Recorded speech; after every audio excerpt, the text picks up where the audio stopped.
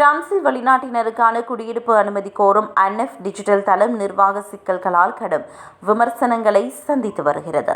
நிர்வாகத்தை எளிமைப்படுத்தும் நோக்கில் அறிமுகப்படுத்தப்பட்ட இந்த தளம் தற்போது பல பயனர்களுக்கு பெரும் தடையாக மாறியுள்ளதாக வழக்கறிஞர்கள் மற்றும் சமூக அமைப்புகள் குற்றம் சுமத்துகின்றன. 2021ஆம் ஆண்டு முதல் அமுல்படுத்தப்பட்ட இந்த தளம் நேரில் சென்று விண்ணப்பிக்கும் முறையை மாற்றியமைத்தது. கடந்த காலங்களில் ஏற்பட்ட நீண்ட வரிசைகளை குறைக்க இது கொண்டு வரப்பட்டது. எனினும் தற்போது சுமார் 9,30,000 கோப்புகள் நிலுவையில் இருப்பது இந்த டிஜிட்டல் முறை எவ்வளவு பெரிய சுமையை எதிர்கொண்டுள்ளது என்பதனை காட்டுகிறது. அண்மையில் வெளியான கருத்துக்களில் லிகா போன்ற அமைப்புகள் அன்எஃப் தளத்தின் செயற்பாடுகளை வழக்கறிஞர்கள் கடுமையாக சாடினர். பயனர்களின் கோப்புகள் எவ்வித தொடர்புமின்றி நிராகரிக்கப்படுவதும், நிர்வாக அதிகாரிகளுடன் நேரடியாக பேச வழியில்லாமல் இருப்பதும் விண்ணப்பதாரர்களை பெரும் மன உளைச்சலுக்கு ஆளாக்கியுள்ளதாக அவர்கள் சுட்டிக்காட்டுகின்றனர்.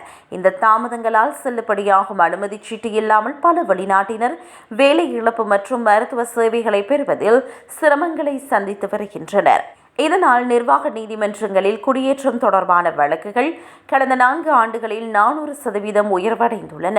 மனித உரிமை ஆர்வலர்கள் இந்நிலை குறித்து அரசுக்கு தொடர்ந்து அழுத்தம் கொடுத்து வருகின்றனர். இந்த சிக்கல்களில் அரசுக்கும் நிதி இழப்பு ஏற்படுகிறது. பாதிக்கப்பட்ட விண்ணப்பதாரர்களுக்கு இழப்பீடு வழங்குமாறும் சட்டச் செலவுகளை ஏற்குமாறும் நீதிமன்றங்கள் அரசுக்கு உத்தரவிடுகின்றன.